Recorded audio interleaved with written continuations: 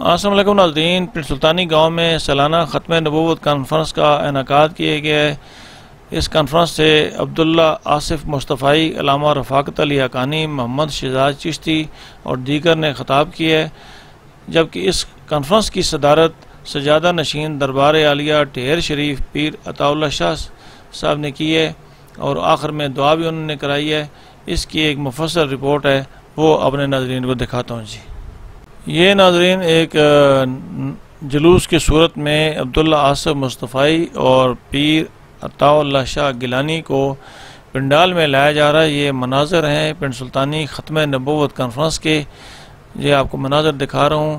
ان کو پنڈال میں لایا جا رہا ہے، ساتھ موجود ہیں حافظ میر خان صاحب اور دیگر جو موزین ہیں وہ بھی موجود ہیں۔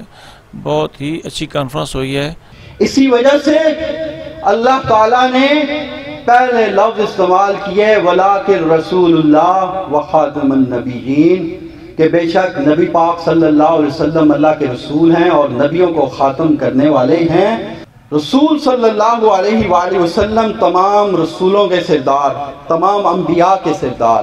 اسی وجہ سے اللہ تعالیٰ نے خاتم النبیین کروایا، لکھا، اور اس کے بعد آگے تھا وَكَانَ بِكُلِّ شَيْءٍ عَلِيمًا، کہ بے شک اللہ تعالیٰ سب جانتا ہے۔ اسی وجہ سے اللہ تعالیٰ نے یہ آیت مبارکہ نازل فرمائی۔ یہ اللہ کا فضل ہے، اللہ کا کرم ہے، ہم شکر ادا کرتے ہیں اس مالک کائنات کا۔ گنتی کے لفظ ختم ہو سکتے ہیں لیکن شکرانے کے لفظ ختم نہیں ہو سکتے، کہ جس مالک نے ہمیں مسلمان پیدا کیا اور مسلمانوں میں اپنے محبوب کا امتی پیدا فرمایا۔ آج ان کی جماعت پورے پاکستان میں تحفظ مقام مصطفیٰ صلی اللہ علیہ وسلم اور نظام مصطفیٰ صلی اللہ علیہ وسلم کے لیے جدوجہد کر رہی ہے۔ جو آج سے 1400 سال قبل قرآن اور صاحب قرآن نے دیا، وہ مشن یہ ہے کہ ہم علماء کرام نے نظریاتی سرحدوں کی حفاظت کرنی ہے، جبکہ جغرافیائی سرحدوں کی حفاظت پاک آرمی کر رہی ہے، جن کی عظمت کو میں سلام کرتا ہوں۔ نظریاتی سرحدوں کی حفاظت امام الانبیاء علیہ تحیت و ثناء کے دور میں بھی ہوتی رہی، صدیق اکبر رضی اللہ تعالیٰ عنہ کے دور میں بھی ہوتی رہی۔ ہر دور میں علماء کرام، مشائخ اعظام اپنے اپنے انداز میں نظریاتی سرحدوں کی حفاظت کرتے رہے۔ امام شاہ امن نورانی علیہ رحمت نے اسمبلی کے اندر نظریاتی سرحدوں کی حفاظت کی، جبکہ چراغ گولڈا حضرت پیر میر علی شاہ صاحب علیہ رحمت، پیر جماعت علی شاہ صاحب علیہ رحمت، جید علماء کرام نے اسمبلی سے باہر نظریاتی سرحدوں کی حفاظت کی۔ جب امام الانبیاء علیہ تحیت و ثناء کو صحابہ کرام نے فرمایا کہ جنگ میں ہر طرف اللہ اکبر کی صدائیں بلند ہو رہی ہیں، ہم کیا کریں، کیسے پتہ چلے گا مسلمان کون ہے، منافق کون ہے، کافر کون ہے؟ سرکار عبد قرار صلی اللہ علیہ وسلم نے فرمایا منافق کافر اللہ اکبر کا نعرہ بلند کر رہے ہیں۔ اے میرے دیوانوں، تم یا محمد یا رسول اللہ کا نعرہ بلند کرو۔ یہی نعرہ امام شاہ نورانی علیہ رحمت بلند کرتے رہے، یہی نعرہ آج پنڈ سلطانی میں بلند کیا جا رہا ہے۔ یہ نعرہ ہم کیوں بلند کرتے ہیں؟ آپ کے ذوق کو دوبارہ کرنے کے لیے میں یہ کہوں گا کہ یا رسول اللہ کے نعرے سے ہم کو پیار ہے۔ ہم سب کا یہ عقیدہ ہے کہ یا رسول اللہ کے نعرے سے ہم کو پیار ہے۔ لگایا جس نے یہ نعرہ اس کا بیڑا پار ہے۔ ما کان محمد ابا احد من رجالکم ولکن رسول اللہ وخاتم النبیین۔ رب کی بارگاہ میں دعا کرتے ہیں اللہ تعالی ہم سب کو آخری دم تک مقام مصطفیٰ کے تحفظ، نظام مصطفیٰ صلی اللہ علیہ وسلم کے عملی نفاذ کے لیے جد و جہد کرنے کی توفیق عطا فرمائے۔ اللہ سدا ہم سب کا حامی و ناصر ہوگا۔ ما علیہ الا رب العالمین والصلاة والسلام على سید الانبیاء والمرسلین۔ قال اللہ تعالی و تبارک فی القرآن المجید والفرقان الحمید ما کان محمد ابا احد من رجالکم ولکن رسول اللہ وخاتم النبیین وکان اللہ بکل شیء علیما۔ اسلام ایک کامل، اکمل اور مکمل دین ہے۔ اسلام اپنے ماننے والوں کو عقائد و نظریات اور اعمال صالحہ کا درس دیتا ہے۔ ہمارے بنیادی عقائد تین ہیں: عقیدہ توحید، عقیدہ رسالت اور عقیدہ آخرت۔ عقیدہ توحید کیا ہے؟ کہ اللہ تعالیٰ کی ذات وحدہ لا شریک ہے، اس کی ذات اور اس کی صفات میں کوئی دوسرا شریک نہیں ہے۔ عقیدہ رسالت کیا ہے؟ کہ 1,24,000 کم و بیش انبیاء اور رسل انسانیت کی ہدایت کے لیے اللہ تعالیٰ نے زمین پر مبعوث فرمائے۔ اس سلسلہ محبت کا آغاز حضرت آدم علیہ السلام سے ہوا، اور اس سلسلہ نور کی آخری کڑی میرے اور آپ کے آقا و مولا حضور ختمی المرتبت صلی اللہ علیہ وآلہ وسلم کی ذات گرامی ہے۔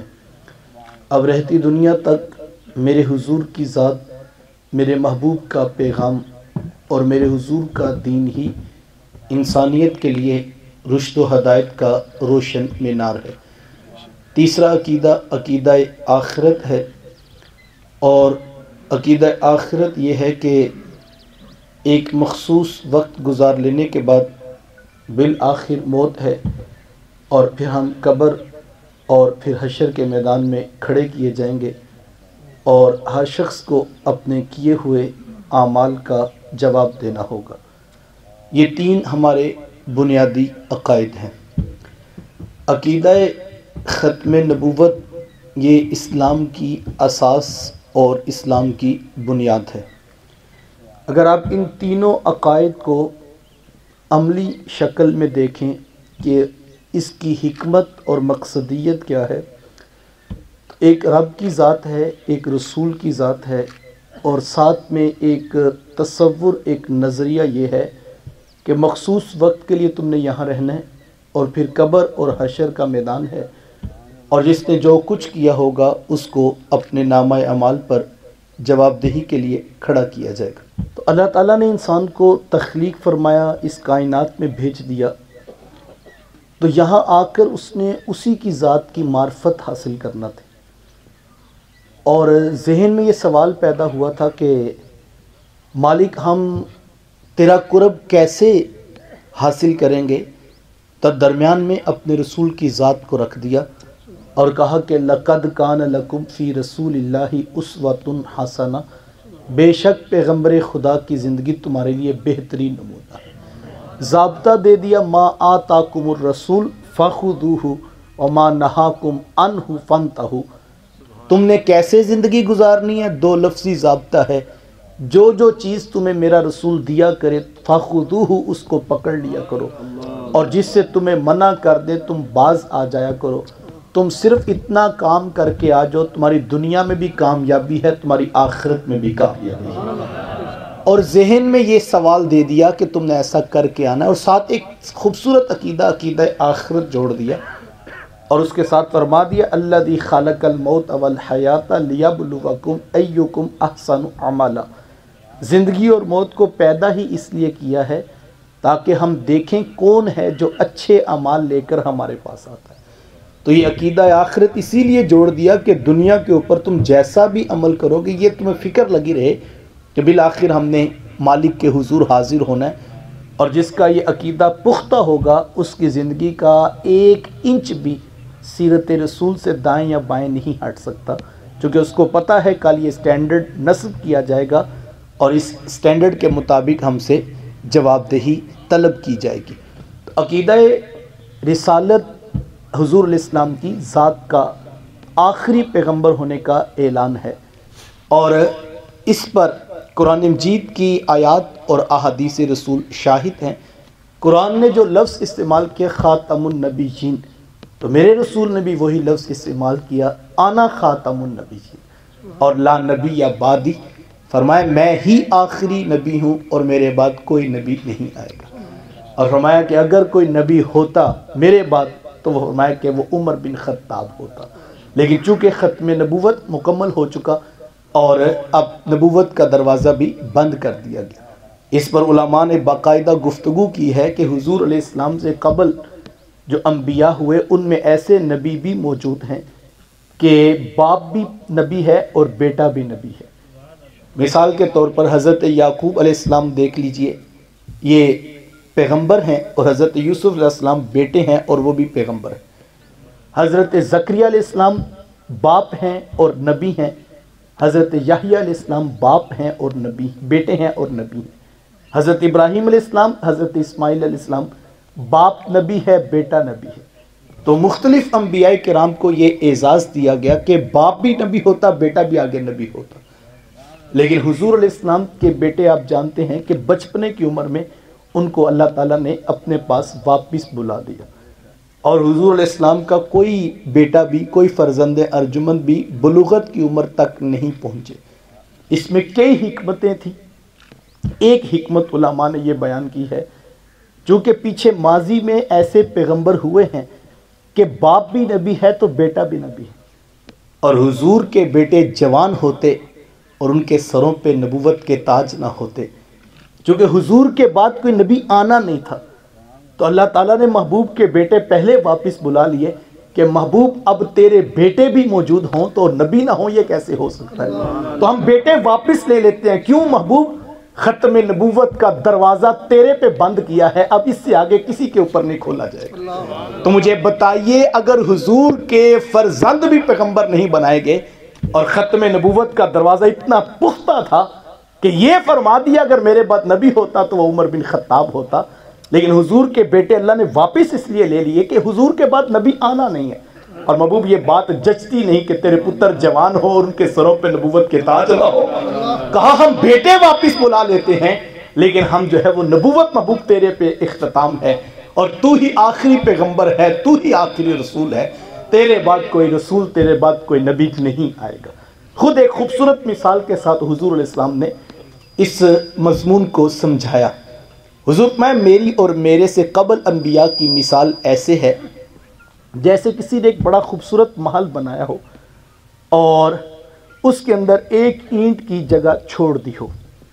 دور دراز سے لوگ آتے ہیں اور اس خوبصورت محل کو، اس قصرے کو دیکھتے ہیں اور اس کی خوبصورتی، اس کی زیب و زینت کی تعریف کرتے ہیں اور عش کر اٹھتے ہیں، لیکن دیکھتے دیکھتے جب کوئی شخص اس خالی اینٹ کی جگہ پر پہنچتا ہے تو حیرت میں مبتلا ہو جاتا ہے کہ اتنا خوبصورت محل بنا ہے اور یہ آخری اینٹ کیوں نہیں لگائی گئی، اور لوگ دیکھتے ہیں، تعریف کرتے ہیں، لیکن تعجب میں مبتلا ہو جاتے ہیں۔ تو حضور فرماتے ہیں کہ لوگوں سن لو، قصر نبوت کی وہ آخری اینٹ میں محمد ہوں، اور اب قصر نبوت مکمل ہو چکا، اب کسی اینٹ، کسی روڑے کی گنجائش نہیں ہے۔ جب گھر مکمل ہو جائے، کوئی ٹوٹی ہوئی ٹائل بھی پڑی ہو تو وہ اٹھا کے باہر پھینک دی جاتی ہے کہ گھر مکمل ہو گیا، اب اس کی ضرورت نہیں۔ تو قصر نبوت کی آخری اینٹ میرے رسول ہیں، اور اگر کوئی بدبخت قادیان سے اٹھ کے کہے یہ روڑا بھی کہیں فٹ کر لو تو اس کے منہ پہ مارا جائے گا کہ صاحب اب قصر نبوت مکمل ہو چکا ہے اور یہاں پر کسی کی کوئی گنجائش باقی نہیں ہے۔ اور یہ ہمارا اتنا پختہ عقیدہ ہے، اس بات پر بڑی توجہ چاہوں گا، یہ حساس معاملہ ہے۔ ہمارے علماء نے، احناف نے فتویٰ دیا، امام اعظم امام ابو حنیفہ علیہ رحمہ نے بڑی نازک بات کی۔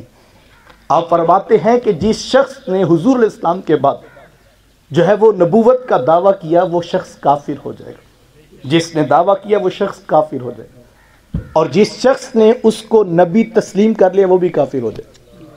دعویٰ کرنے والا بھی کافر اور جس نے اس کو نبی تسلیم کر لیا وہ بھی کافر۔ تیسری بات، من شک فی الکفر فقد کفر، جس شخص نے اس کافر کے کفر میں شک کیا وہ شخص بھی کافر ہو جائے. کہنے والا بھی کافر، ماننے والا بھی کافر، جس نے اس کے کفر میں شک کیا وہ بھی کافر. چوتھی بات اس سے بھی نازک ہے، جس شخص نے اس جھوٹے داعی نبوت سے کہا کہ اس بات کی کیا دلیل ہے کہ تو نبی ہے، اور اگر اس کے دل میں کوئی گنجائش تھی اور اس نے صرف دلیل مانگی تو کہا یہ دلیل مانگنے والا بھی کافر ہو جائے. یہ اتنا پختہ عقیدہ ہے، اب اس پر دلیل کی بھی گنجائش نہیں ہے، بحث کی بھی گنجائش نہیں ہے. دلیل مانگنے والا دوسرے لفظوں میں کیا کہہ رہا ہے؟ کیا مطلب ہے کہ اگر دلیل سمجھ میں آئی تو نبی مان لو گے؟ یہ اتنا پختہ پکا سچا عقیدہ ہے کہ اب اس کے اوپر دلیل کی بھی گنجائش نہیں، اور جو دلیل طلب کرے گا وہ بھی رستہ کھو بیٹھے گا. یہ وہ خوبصورت عقیدہ ہے جس پر سینکڑوں ہزاروں لوگوں نے اپنا خون پیش کیا ہے، اور اتنا پختہ عقیدہ ہے جس کو ہمارے اسلاف نے بڑی محنتوں کے ساتھ 14 صدیوں کی تاریخ ہے بچا بچا کر یہ عقیدہ ہم تک پہنچایا.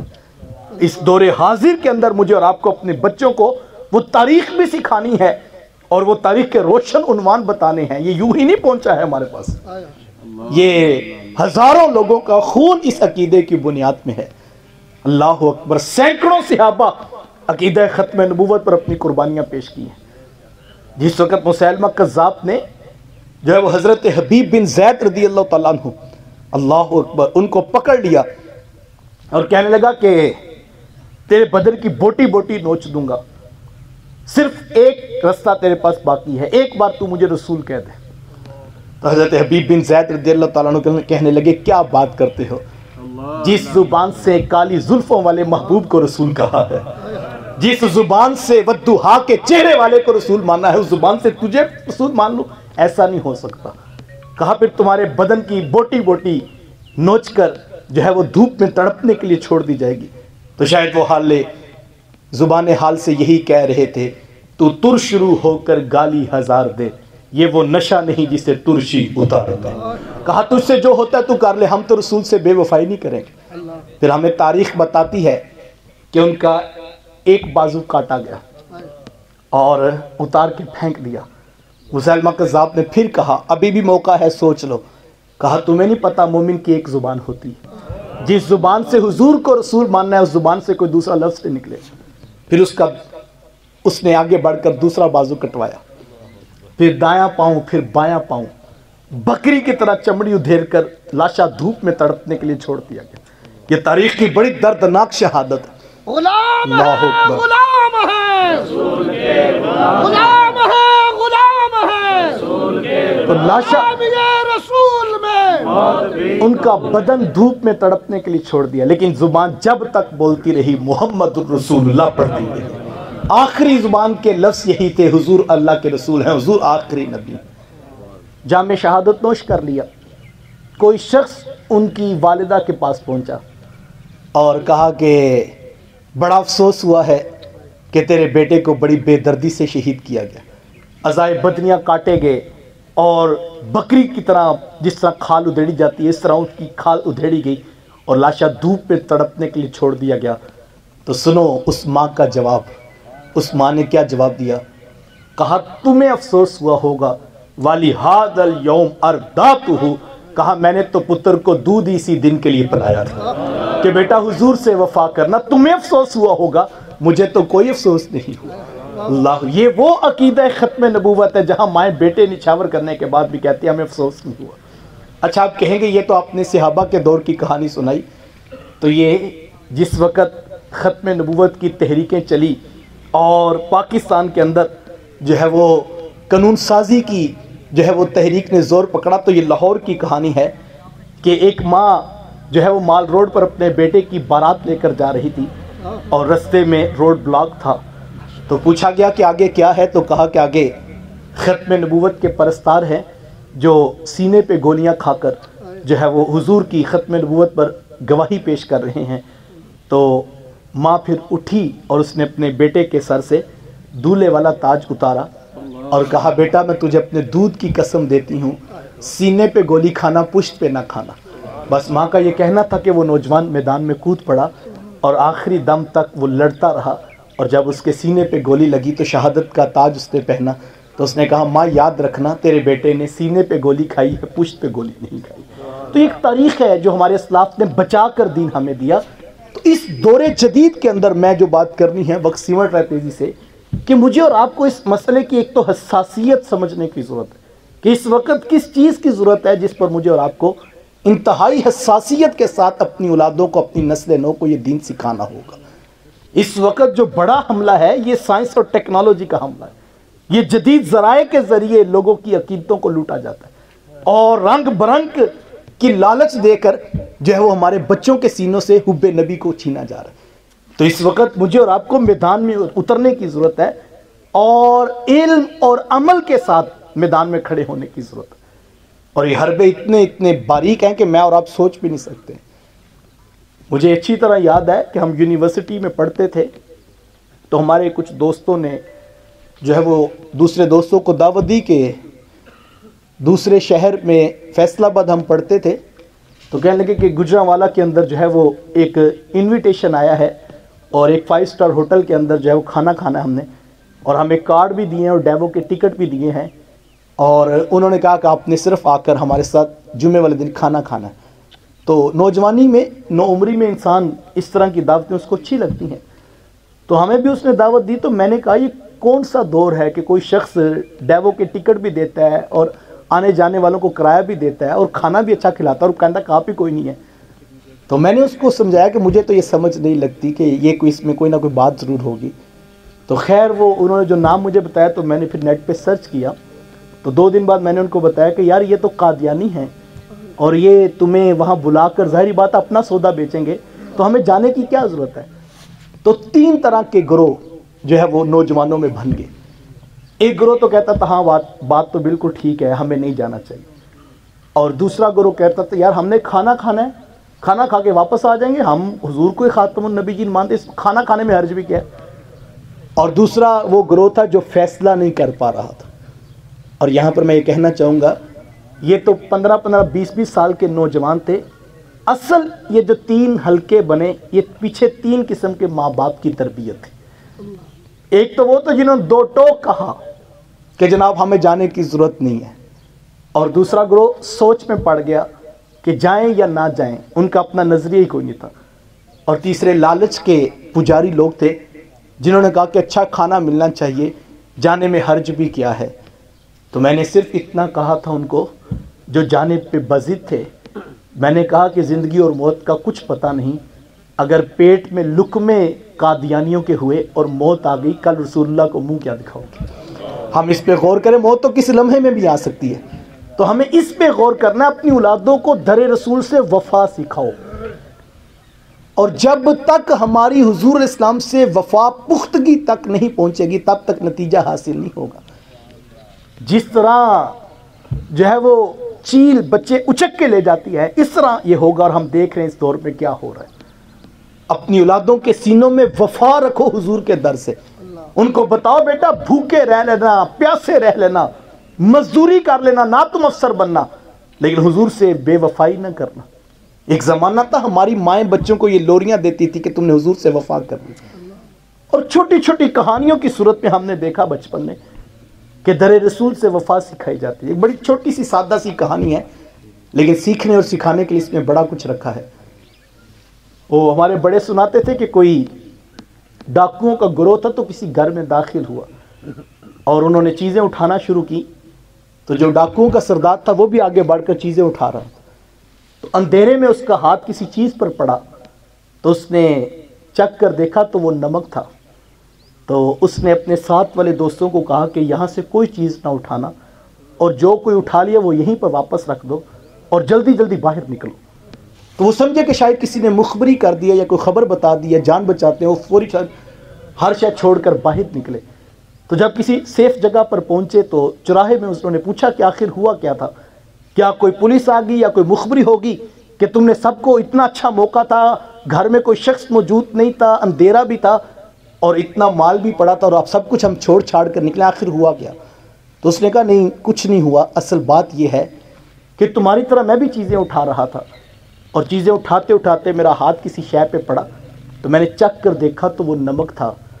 تو پھر میرے ضمیر نے گوارا نہ کیا کہ جس گھر کا نمک کھایا ہو وہیں پر بے وفائی کر. اور یہاں پر میں خراج پیش کرتا ہوں ڈاکٹر عبدالقدیر خان کی روح کو کہ جنہوں نے اتنا بڑا اثاثہ امت کو دیا کہ آج ہم دشمن کی آنکھوں میں آنکھیں ڈال کر بات کرنے کا ڈھب اور سلیقہ اور طریقہ جانتے ہیں، ورنہ دشمن ہمیں نوچ کے کھا جاتا. لیکن یہ اس شخص کے ہاتھوں کو سلام کہ جنہوں نے ایٹم بم بنا کے پاکستان کو اسلامی بم عطا کیا، جس سے پاکستان آج دنیا کے خطہ پر پوری طاقت کے ساتھ موجود ہے. تو مجھے اور آپ کو اس بات کو ضرور سمجھنا، اپنے بچوں کی یہ کاؤنسلنگ کریں، اپنے بچوں کو یہ بتائیں کہ بیٹا تم نے صرف اپنی نوکری کے لیے نہیں، اپنی گاڑی کے لیے نہیں، اپنے اسٹیٹس کے لیے نہیں، اپنے عہدے کے لیے نہیں، تم نے دین رسول کے لیے پڑھنا ہے، تم نے عزت رسول کے لیے پڑھنا ہے، تم نے ختم نبوت کے لیے کام کرنا ہے، اور تم نے پوری دنیا کے اندر حضور اسلام کی ناموس کا جھنڈا ہاتھ میں پکڑ کر اپنے آپ کو بنوانا ہے. یہ کام ہے جو ہم نے کرنا ہے. اس وقت اشد ضرورت ہے. یہ اچھے انداز ہیں جو بھی رستے اختیار کیے جائیں، لیکن جو بیس ہے، جو بنیاد ہے، وہ علم ہے. اور جب تک ہم عملاً اپنی اولادوں کو تعلیم کے میدان میں کھڑا نہیں کریں گے تب تک نتیجہ حاصل نہیں ہو سکے گا. کیونکہ جس میدان میں دشمن وار کر رہا ہے اس میدان میں ہم بہت پیچھے ہیں. یہ سائنس اور ٹیکنالوجی کا دور ہے، یہ عصری تعلیم پر دسترس حاصل کرنے کی ضرورت ہے. ہاں، اس بات کا قطعاً انکار نہیں ہے کہ جب تک ہم حضور علیہ السلام سے وفا نہیں کریں گے تب تک نتیجہ ہمیں حاصل کبھی بھی نہیں ہوگا. قرآن نے واضح کہا وَأَنْتُمُ الْأَعْلَوْنَ، تم ہی کامیاب ہو، تم ہی بامراد ہو، تمہارے ہی سروں پہ عزتوں کے تاج رکھیں گے.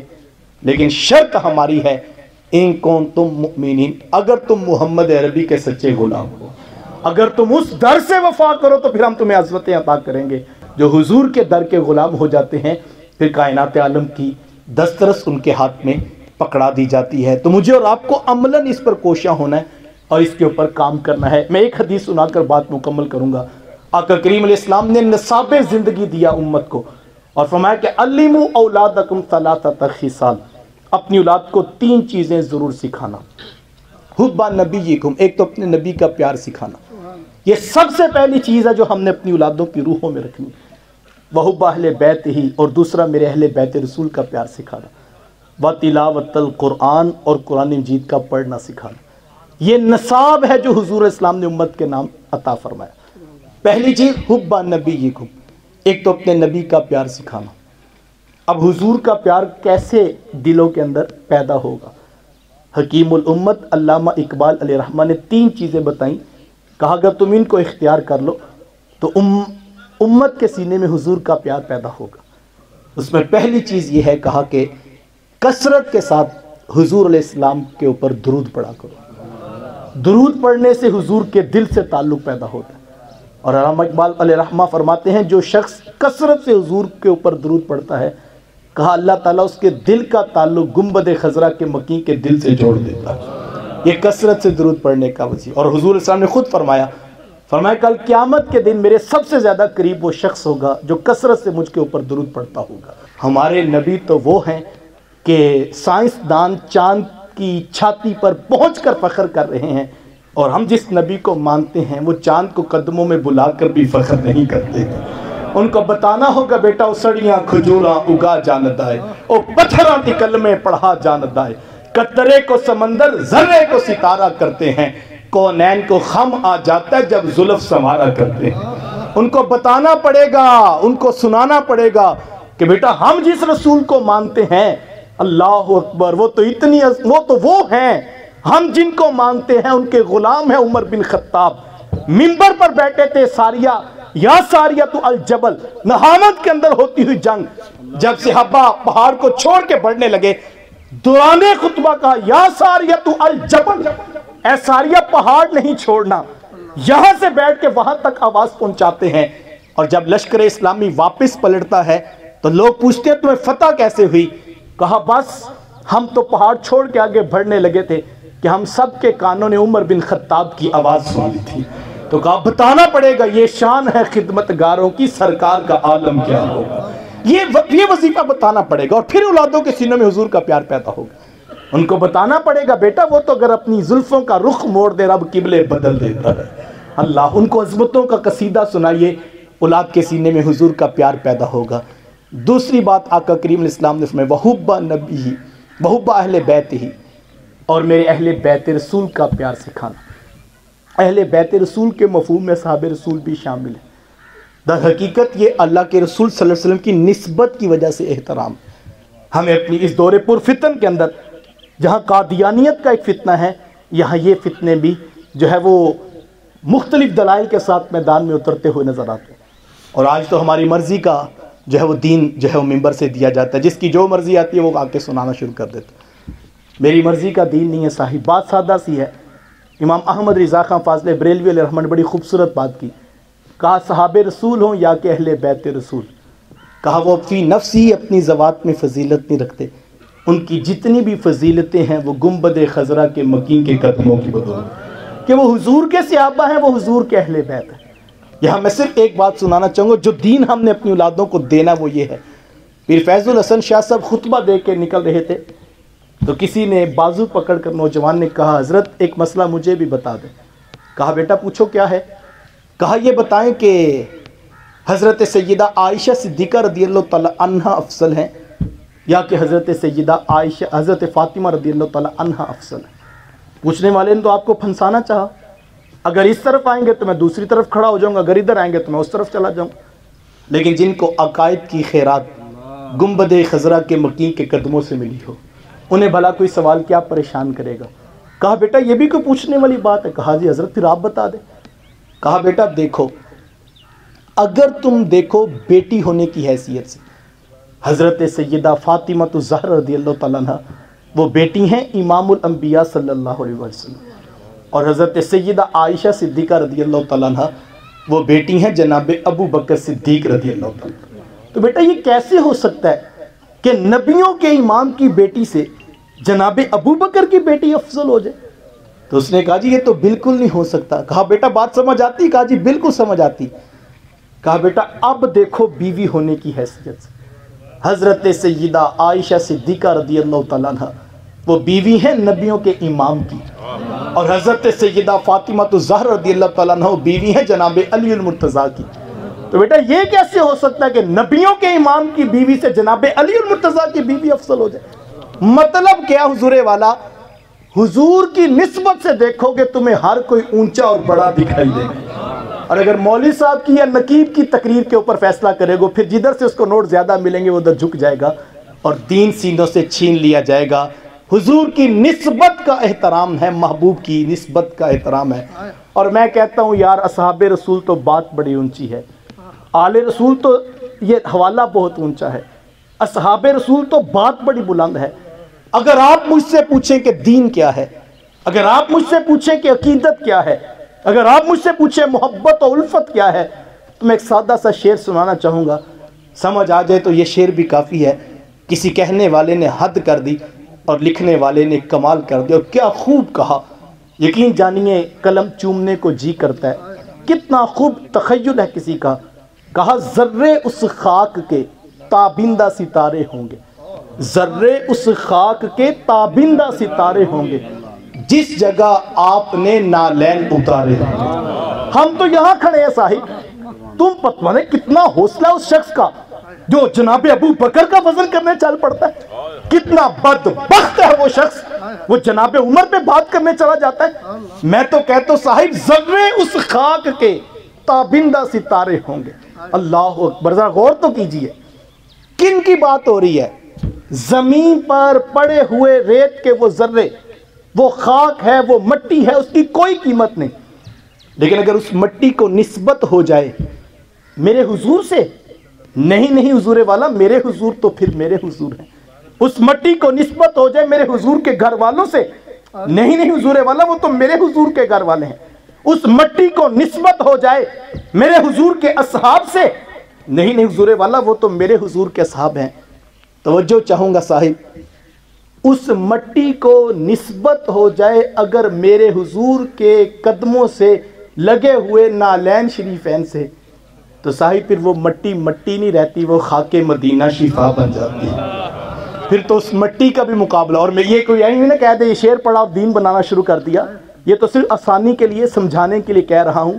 میرے حضور شہر مدینہ میں اپنے مجاہدوں کے ساتھ جب داخل ہوئے تو صحابہ کے گھوڑوں کی ٹاپوں سے گرد و غبار اڑا، تو کسی نے کپڑا اپنے چہرے پہ رکھنا چاہا تو میرے حضور فرمایا صحابہ نیچے کر لو، رب نے میرے مدینے کی مٹی میں بھی شفا رکھی ہوئی ہے، ان کے تو شہر کی مٹی بھی شفا والی ہے۔ اور پھر کہہ دوں کہ کوئی یہ نہ کہے کہ شعر پڑھا اور وہیں سے سارا دین کا فلسفہ سمجھا دیا۔ میں نے کہا یہ صرف آسانی کے لیے بتایا ہے، اگر آپ قرآن کے لہجے سے یہ مضمون سمجھنا چاہیں تو قرآن نے اس سے بھی آگے کی بات کی ہے۔ میں نے تو محبوب کے مبارک قدموں سے لگے ہوئے نالین شریفین کی مٹی کی مثال دی ہے۔ قرآن کا لہجہ سنیے گا، یہاں سے دین سمجھ آتا ہے۔ وَالْعَادِيَاتِ ضَبْحًا فَالْمُورِيَاتِ قَدْحًا فَالْمُغِيرَاتِ صُبْحًا فَأَثَرْنَ بِهِ نَقْعًا فَوَسَطْنَ بِهِ جَمْعًا۔ قرآن نے کیا کہا؟ قرآن نے کہا محبوب مجھے تیرے غلاموں کے گھوڑوں کے قدموں سے لگی ہوئی کھریوں کے پتھروں سے ٹکرانے کے بعد جو ایک شرارہ پیدا ہوتا ہے، محبوب میں رب ہو کے اس شرارے کی بھی قسم اٹھاتا ہوں۔ محبوب کی قسم نہیں ہے حضور والا، محبوب کے غلاموں کی بھی نہیں، محبوب کے غلاموں کے گھوڑوں کے قدموں سے لگی ہوئی کھریوں کے پتھروں سے ٹکرانے کے بعد ایک لمحے کے لیے جو شرارہ پیدا ہوتا ہے، یا رب ہو کے اس شرارے کی بھی قسم اٹھا رہا ہے۔ محبوب کے غلاموں کے گھوڑوں کے قدموں سے لگی ہوئی کھریوں کے پتھروں سے ٹکرانے کے بعد ایک لمحے کے لیے جو شرارہ پیدا ہو، یا رب اس شرارے کی بھی قسم اٹھاتا ہے۔ تو مجھے بتاؤ جو ساری زندگی سایہ بن کے محبوب کے ساتھ جڑ کر جناب ابو بکر ہیں، ان کی عظمتوں کا عالم کیا ہوگا؟ جو آج بھی پہلو انور میں حضرت عمر جلوہ فراز، ان کی شان کا عالم کیا ہوگا؟ تو یہ کسی کو دھوکہ لگا ہے۔ ہمیں ادب یہی سکھانا ہے اپنی اولادوں کو۔ یہ تو ختم نبوت کا دروازہ کھولنا، یہ تو بہت بڑی بدبختی ہے۔ یہاں پہ کھڑا کرنا ہوگا اپنی اولادوں کو اور ان کو بتانا ہوگا بیٹا محبوب کے تو مبارک قدموں سے جو مٹی لگی ہے، اس خاک اور اس شفا کا بھی مقابلہ نہیں ہو سکتا۔ یہ دین ادب کا دین ہے۔ اپنی اولادوں کو یہ سکھائیے۔ آقا کریم علیہ السلام نماز پڑھ رہے تھے نا، حضرت ابن عباس رضی اللہ عنہ چھوٹے بچے تھے، یہ حضور اسلام کے گھر گئے، آقا کریم علیہ السلام کو نماز پڑھتے دیکھا تو انہوں نے موقع غنیمت جانا، نیت باندھ کے پیچھے کھڑے ہو گئے۔ تو دوران نماز میرے محبوب علیہ السلام نے ان کو پکڑ کر اپنے پاس کر لیا، وہ قدم گھسیٹتے ہوئے پھر پیچھے واپس آ گئے۔ نماز مکمل ہوئی تو حضور علیہ السلام نے پوچھا بیٹا ابن عباس، میں نے آپ کو اپنے ساتھ کھڑا کیا تھا تو آپ پھر پیچھے کیوں ہو گئے تھے؟ سنیے جواب صحابہ کے بچوں کا۔ عرض کی حضور جی آپ تو اللہ کے رسول ہیں، آپ کے ساتھ کھڑے ہو کے نماز تو نہیں پڑھ سکتا، آپ تو اللہ کے رسول ہیں، آپ کے ساتھ تو نہیں کھڑے ہو سکتا نا۔ گھر سے سمجھا کے نہیں بھیجا تھا کہ بیٹا اگر آپ حضور کے گھر جائیں، محبوب نماز پڑھ رہے ہو، آپ نے ساتھ کھڑے ہو جانا ہے، حضور ساتھ کھڑا کریں، آپ نے پیچھے ہو جانا، یہ سمجھا کے نہیں بھیجا تھا۔ فوراً بچے نے دوران نماز فیصلہ کیسے کر لیا کہ ان کے ساتھ کھڑے ہو کے نماز نہیں ادا کرنی، پیچھے کھڑے ہو کے ادا کرنی ہے، جبکہ محبوب علیہ السلام نے خود ساتھ کھڑے کیا تھا۔ یہ فیصلہ ایک لمحے میں کیسے ہو گیا صاحب؟ اس لیے ہو گیا صاحب کہ حضرت ابن عباس رضی اللہ عنہ اگرچہ بچے تھے لیکن انہوں نے اپنی آنکھوں سے دیکھا تھا کہ میرے بڑے جس محبوب کے وضو کے پانی کو زمین پہ نہیں گرنے دیتے ہیں، ان کے ساتھ نماز کیسے کر سکتا ہوں؟ تو یہ دین ادب کا نام ہے، ہمیں اپنی اولادوں کو یہ سکھانا ہوگا۔ اور جب ادب کے ضابطے ٹوٹتے ہیں پھر انسان لڑکتا چلا جاتا ہے۔ ادب پہلا کرینہ ہے محبت کے کرینوں میں، دین ادب کا نام ہے، اور اگر کسی کے لہجے میں ادب نہ رہے تو اس کے پاس دین نہیں رہتا ہے۔ یہ ورثہ ہے۔ میرے استاد مکرم فرمایا کرتے بیٹا کوئی چیز پرانی ہو جائے نئی چیز لے لیا کرو، نئی چیز میں جدت ہے، نئی چیز میں سہولت ہے، نئی چیز میں آسانی ہے، لیکن بیٹا یاد رکھنا دین جتنا پرانا ہوگا اتنا گنبد خضرا کے مکی کے نیڑے ہوگا۔ ہم نے دین پرانا نیا نہیں لینا صاحب، دین پرانا ہی اچھا ہے۔ دین وہی اچھا ہے جو داتا گنج بخش علی حجویری لے کر آئے، دین وہی اچھا ہے جو خواجہ معین الدین چشتی اجمیری لے کر آئے، دین وہ اچھا ہے جو امام احمد رضا لے کر آئے، دین وہ اچھا ہے جو پیر مہر علی شاہ لے کر آئے۔ یہ بزرگ تھے جنہوں نے ہمیں ورثہ دیا ہے اور یہ ہماری جانوں سے قیمتی ہے، یہ ہم نے اپنی نسل نو کے اندر منتقل کرنا ہے، اور آپ اپنی بچوں کو یہ دین سکھائیں گے تو نتیجے انشاءاللہ حاصل ہوں گے۔ تیسری بات فرمائی وَتِلَاوَةَ الْقُرْآنِ، اور قرآن مجید کا پڑھنا سکھانا۔ آج ہمارا ایک بڑا المیہ یہ ہے کہ ہم اپنی اولادوں کو قرآن سے نہیں جوڑ سکے ہیں۔ آئیے مصروف عمل ہو جائیے اور اپنی اولادوں کو، بچوں کو، خاص طور پر نوجوان نسل کو قرآن مجید کی تعلیم سے آراستہ کیجیے۔ یا رب العالمین، الحمدللہ رب العالمین، والصلاة والسلام علی اشرف الانبیاء والمرسلین۔ اللہم انی اسألک العفو والعافیت والمعافاة الدائمۃ فی الدین والدنیا والآخرہ۔ اللہم اغفر ذنوبنا واستر عیوبنا وقلب قلوبنا ونور قبورنا وسہل مرادنا ویسر امورنا۔ مالک کائنات، یا رب ذوالجلال، خوبصورت تاجدار ختم نبوت صلی اللہ علیہ وسلم کانفرنس نا انعقاد ہوندے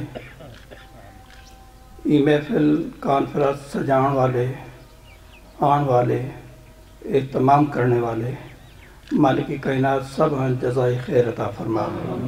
بالخصوص اس محفل نا اہتمام حافظ مہر خان صاحب، علامہ غلام حیدر صاحب، انہوں نے دوست جو محنت کرنے مالک کائنات انہوں نے روزی رزق کے اندر برکت فرما۔ آقا کریم علیہ السلام نے سچی پکی محبت نصیب فرما۔ محمد داؤد مصطفی صاحب، مالک کائنات شہدائے ناموس رسالت صلی اللہ علیہ وسلم بلند درجہ نصیب فرما۔ آقا کریم علیہ السلام نے امت مرحومہ نے بخشش و مغفرت فرما۔ یا رب العالمین، اپنے کرم دے نال ملک پاکستان نی خیر فرما، عالم اسلام نی خیر فرما، ملت اسلامیہ نی خیر فرما۔ پاکستان عالم اسلام نے اندر عزت، شان و شوکت عطا فرما۔ افواج پاکستان ملک نی بہتری واسطے ہر میدان نے اندر کامیابی و کامرانی عطا فرما۔ ملک نے وسائل نے اندر برکت فرما، سکون والی، عزت والی، برکت والی زندگی نصیب فرما۔ یا رب العالمین، جتنے بھی مریض ہوں سب شفا یابی، صحت، تندرستی، خیر و برکت عطا فرما۔ اس وقت جو وبا کرونا کی صورت کے اندر ہے، مالک کائنات اس وبا وہاں دور فرما دے۔ عبداللہ صاحب اس محفل دے نال محبت پیار کرنے، خدمت کرنے، بیمار نے، یا رب العالمین انہاں شفا یابی نصیب فرما۔ آستانہ عالیہ ٹہر شریف پیر سید عنایت اللہ شاہ صاحب بیمار نے، مالک کائنات انہاں شفا یابی، صحت، تندرستی، خیر و برکت عطا فرما۔ یا رب العالمین، اپنے کرم دے نال آقا کریم علیہ السلام نے وسیلہ جلیلہ دے نال اولیاء کاملین کی نسبت اور برکت دے نال سب نہ آنا قبول فرما۔ سب نے کرن تے رحمت، برکت، نورانیت، رزق، عبادت نہ ذوق، شوق، پیار، محبت پیدا فرما دے۔ اس بستی تے رحمتہ نہ نزول فرما۔ انہاں دوستاں آپس اندر اتفاق، اتحاد، پیار، محبت نصیب فرما، سکون والی زندگی نصیب فرما۔ آقا کریم علیہ السلام نے ہر سنت عمل کرنے کی توفیق عطا فرما۔ اولیاء کاملین نے دامن نال وابستہ رہنے کی توفیق عطا فرما۔ اللہم صلی علی محمد وعلی آل محمد وبارک وسلم۔ یا اللہ، یا رحمان، یا رحیم، یا ارحم الراحمین، وصلی اللہ تعالی علی خیر خلقہ ونور عرشہ وزینت فرشہ وقاسم رزقہ اولیاء امتہ وآل سنتہ اجمعین الی یوم الدین برحمتک یا ارحم سلام شمع بزنے ہدایت پہ لاکھوں سلام، فتح باب نبوت پہ بے حد درود، فتح باب نبوت پہ بے حد درود بے حد درود فتح باب نبوت پہ بے حد درود ختم دورے رسالت پہ لاکھوں سلام مصطفیٰ جان رحمت پہ مجھے سلام عاجزانہ ہو قبول۔ ناظرین، اس کانفرنس کے اختتام پر سجادہ نشین دربار عالیہ ٹھہر شریف دیگر علماء کرام کے